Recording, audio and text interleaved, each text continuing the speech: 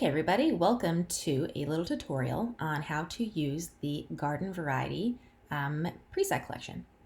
So the garden variety was really inspired by botanicals and things that we're really seeing out there is really trendy right now. And they're a little bit gentler, so they're kind of like able to be suited to a lot of different portraits. So I'll show you an example. So here's a raw file of my lovely friend Jenna here. And autumnal, as you can see, might not suit a close-up face. So autumnal is really designed for more of an environmental portrait with lots of greenery and foliage in the background. Because I don't know about you guys, but I love pumpkin spice lattes, and if I could have it all year round, I would. So I'll show you what I designed it for, and then where else you could use it. Something like this.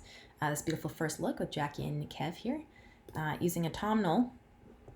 And then I find adjusting the presets after to raise it up a little bit. It gives you a look of fall all the time. So it's super fun. Let's apply it to this one here as well. And you'll see that darker images will get even darker. So the intention of this tutorial is to also show you how you can adjust the presets after the fact to make it work for your individual images. So yeah, as you can see, it's got like a really cool tone to it. Skin tones are also a little bit naturally desaturated. And then you can also use it on product shots, like this is the before for this ring shot, and then autumnal, even though it doesn't have a lot of like green hues to turn into orange ones, then you got like this cool thing going on here. And then of course you can add your other adjustments to this to crop it and like add some sharpening and things like that. So that's pretty funny. And then randomly, once in a while, autumnal will actually suit some portraits, like close-ups of faces and things like that. So I'll show you an example of that. So for example, this image here, this is the raw file. If you click autumnal, it actually has a really cool dramatic effect. So I wouldn't shy away from autumnal completely when it comes to portraits of people, because you can get something really artsy and very creative. But for the most part, it is kind of designed for those further away shots. Let's see what it looks like here. Yeah, that's not bad. It's a little bit like on the desaturated side for this particular image, so I'd probably like raise up the saturation a little bit. But yeah, you can kind of play around, decide how you like to use autumnal, but this is like one of my favorite ones. All right, next we have frond. And frond, as you can see, gives a bit of a green boost. So here it is on this lovely family portrait. Kind of cool. It's inspired by film, like most awesome presets are. Here is another one that's fun for frond. Let's have a look. So here's a raw file, and if we click frond on that, it just gives it a really nice kind of warm green tone to it. And then from here you can, of course, go ahead and adjust your image to suit whatever final result you would like.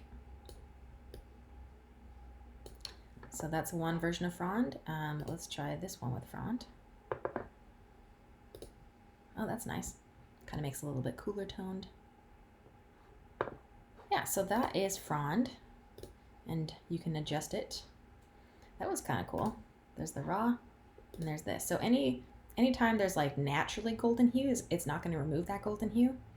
It'll still maintain that, but it will add a bit of like a green kind of thing. So frond is friendly. We can call it friendly frond if you want. So that'll be suitable for a lot of different images. And then La Vie en Rose, this was inspired by, actually I think I have the photo on here somewhere.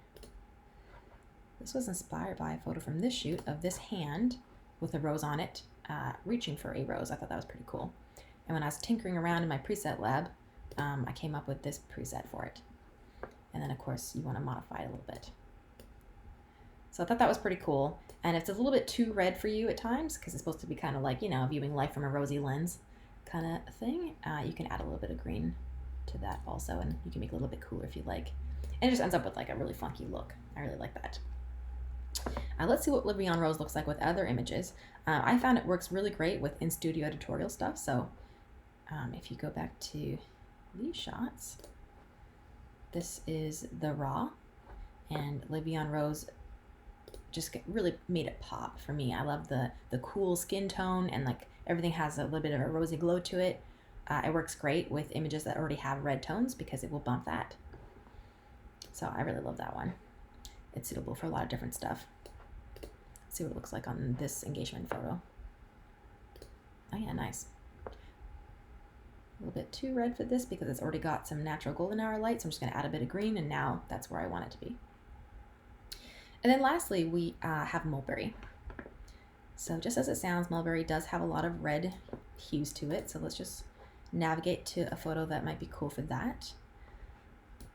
Let's see, let's go back to this one here. If you click mulberry on that, it's going to darken it down a little bit and add a little bit of red bumps in the shadows. So that looks pretty cool. Let's try this one. Mulberry. Yeah, it just darkens it down. Adds a bit of red, so I'm going to fill in my shadows a little bit there. I'm going to add even more red here. More warmth. And that's looking pretty cool. And then to finish this image off, I'd probably like crop it like this so it's a little more centered to my subject.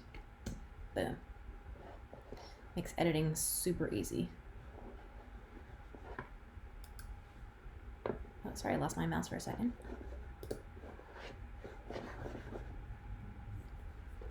Okay, so let's see what mulberry looks like on this one. Ooh, I love that. Cool. Let's do the next one too. You can kind of see mulberry really darkens it down and warms it up quite a bit. So that's really nice in a lot of different images. Let's try it in a studio shot and see what that looks like.